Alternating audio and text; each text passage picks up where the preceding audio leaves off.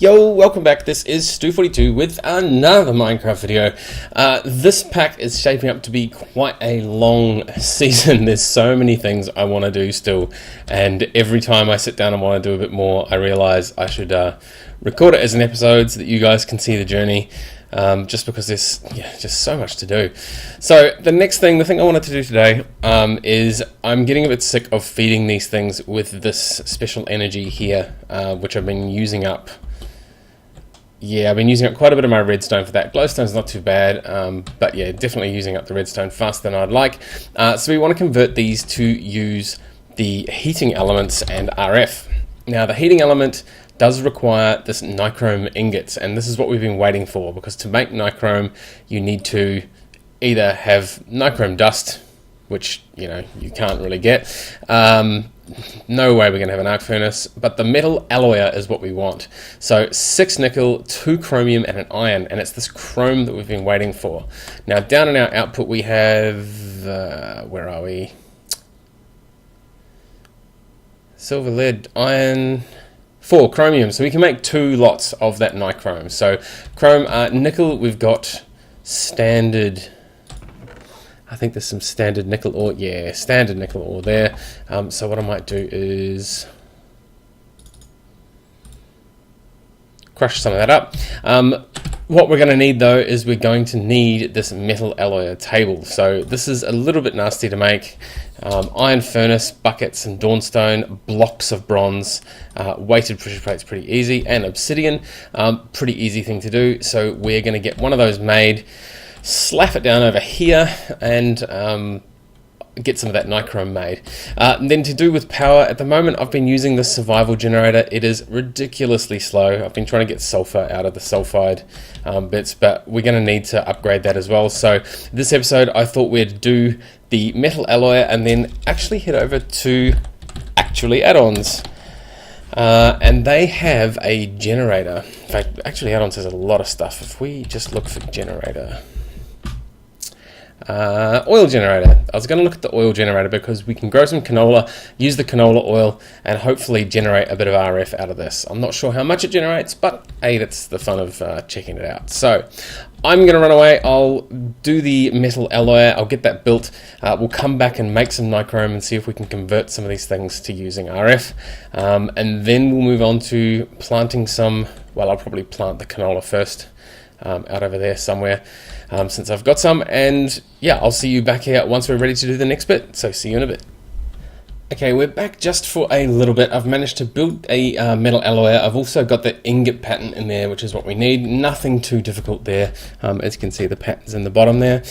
This is also going to need some of this stuff, which I've already got. So we're all good to make our nichrome now. The nichrome is only part of the puzzle though. So what did we need?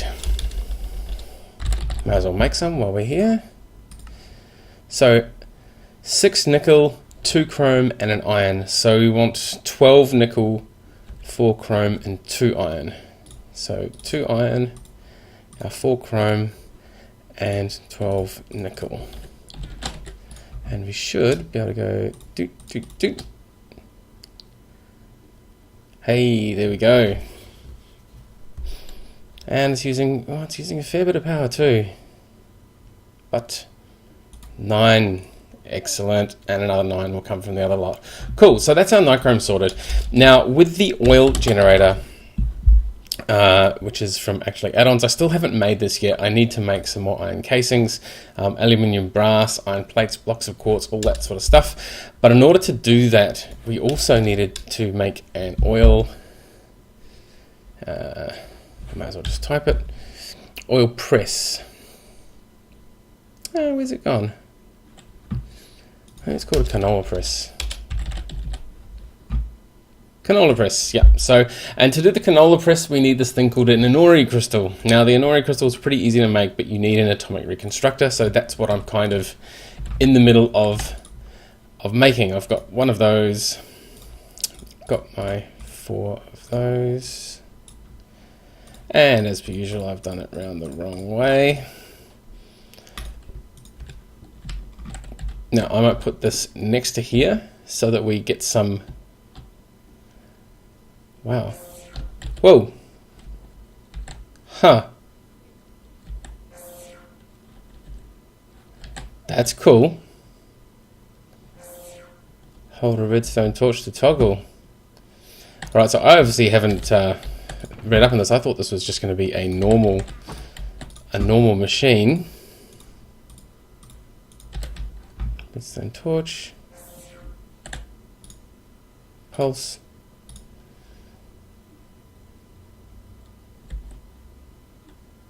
Cool, so there's no lens in there.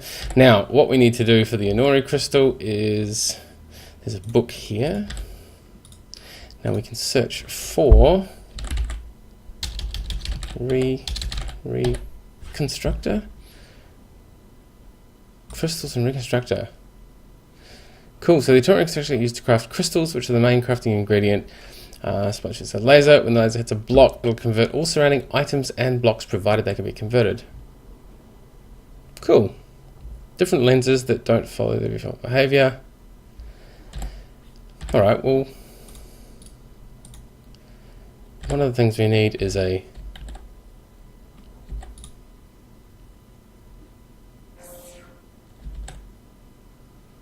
so I'm not sure what sort of block it needs to hit. Turn it back to pulse, and we're out of power in there. Alright, so we're going to have to load some more power. Alright, I'm going to run away again. I'll figure out how to use this thing. It's a bit more tricky than I was anticipating. I was hoping it would just be a normal machine, but clearly that is not the case. Alright, so I'll be back. I'm still growing canola anyway. There's the first few canola plants out there. I'll need to multiply them out a bit first as well. And then we should be good to press our canola, put it in the generator, and hopefully get some power to some of these things now that we've got some nichrome to make there's the rest of them, now that we can make the heating elements for these things. So I'll see you back here again in just a moment. Alright, I'm just back quickly because I figured this out pretty easily. Once we change this to pulse, we can use the switch to pulse it. It also just has to hit a block. So the problem was just I was hitting a torch before. So if we throw our 4 redstone out, pulse it, and we get our 4 redstonia crystals back. We need these for the last bits I need to build. Advanced coil, so they're around a black quartz. Man, my bags are getting really full. So if we smelt that, we're going to have to throw that around there. Get our gold. Get our quartz. So that goes around there. We get the basic cell. That goes around to get the advanced. Throw that back in there. Now we've already got the EnderIO crystal, which was just a iron ingot, the same as what we just did with the redstone. 6 of those. And then a canola. I've got some here. Let's just take all of it. Well, half of it. Color it in there. Excellent. Canola press. Cool. So because we're doubling up on this, I'm actually going to put the canola press. I don't know. Do I put it in front of it? Yeah. Maybe it's time to run some wires to a certain spot. So let's put the canola press. I don't know, we want to power all this stuff, so I kind of want to put it over here. Yeah, let's just stack it there, and we'll put the oil generator there. So, it generates RF, puts milli buckets in. This here, we need to put the canola in there, and also supply it with some RF. We're going to need to figure out some power conduits, so maybe the low-level EnderIO is conductive iron, which we can make iron to redstone. So what's that? 36. That's a quarter of an iron, and that's that's a quarter of a redstone. So quarter of a redstone and quarter of an iron. Oh, it's just one redstone and one iron makes a conductive iron. So we're going to need to make 3 of those. So that's going to be easy. Cool, so let's do that really quickly. So 3 of those, 3 iron. And I'll have to make more of this. I'll have to make more of this conductive iron at some point to make more of these cables, because we are going to need a bunch of them to go and power the rest of the machines as well once we've made everything else. But once this is done, we'll make the conductive iron, power up these things, and we'll come back. Hopefully the canola will just go straight across from the press into the generator, and then we can start powering some of the stuff. Cool. So I'll be back once more in just a moment. We'll have to let a few Minecraft days pass, I think, and get some more canola. I'll make all the cables, and we'll come back and hopefully get some of the stuff powered. See you back here in just a bit. Alrighty, back for just one last time. We've managed to get all our things together. I've made a bunch of cables to go across here. As you can see, I've got an extra block in the middle here, the fermenting barrel. And what this is doing is it's basically pressing the canola oil into canola oil. That's converting it straight through to actual oil. And you can see our power output has gone from, I think it was like 40 RF per tick, up to 100 RF per tick. So we actually get better better efficiency out of oil. And this runs a little bit slow, but I'm guessing that we could probably rearrange this to have multiple barrels fermenting at the same time. But I'm pretty impressed that it just does it automatically, you know, like this thing will automatically output to there, this automatically ferments and outputs to there, so we don't need to muck around with pipes or anything like that. We've also still plugged it into the survival generator just in case we need to. In fact, it's still generating a bit of power for something. Anyway, we've got a bunch more of these energy conduits. I'm going to throw these underground here. I'm pretty sure I could put facades on them and put them just by the dirt, but I'm not really going to be bothered with that at this point. What I am going to do though is I'm going to power this, and this, because these are the ones that are the energy hungry ones. Now I've made 3 of our induction heating furnaces. We've got 3 nichrome left. Now I'm hoping that we can just throw one of these in here. There we go. So the heating coil just sits in that top spot. In there, and now we've got power. And power. Awesome. And if we come over here, we can see this thing is chewing up our oil, 220. So it's using 50 at a time. That's all right. It's not doing too badly at the moment. I'm just manually harvesting the canola, gradually building the size of my canola patch up as well. Hey.